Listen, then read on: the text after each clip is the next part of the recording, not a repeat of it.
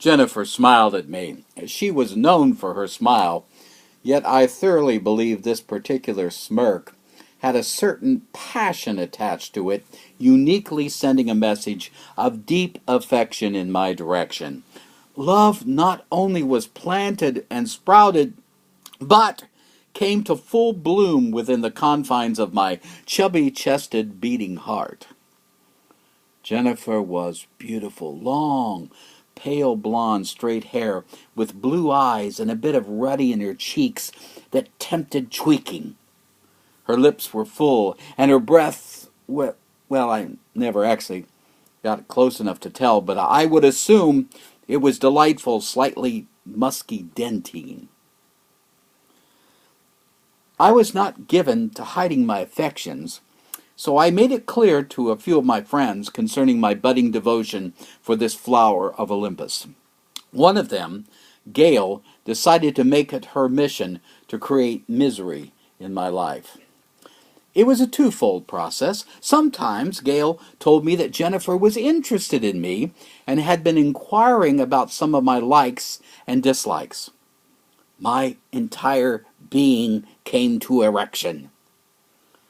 Then the next day, Gail whispered in my ear that Jennifer and a really good-looking guy named Glenn had been caught necking behind the refreshment stand at the old football field following the last game. I went back to having a chubby chest with a dead heart. It was back and forth, day to day, jubilation and devastation. It occurred to me that Gail seemed equally as overjoyed when I was elated or deflated. One of my friends tried to explain that Gail was just pulling my chain, but since I considered myself to be chainless, I ignored it.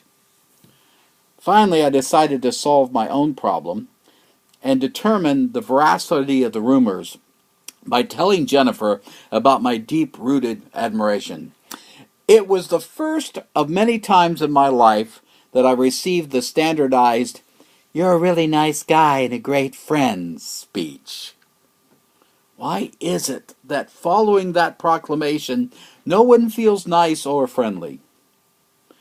The bizarre part of this story is that several years later, the summer of receiving my driver's license, Gail and I drove around town on adventures, wasting time and talking for hours. Matter of fact, one hot summer day, we came inches from using our tongues for something other than gossip.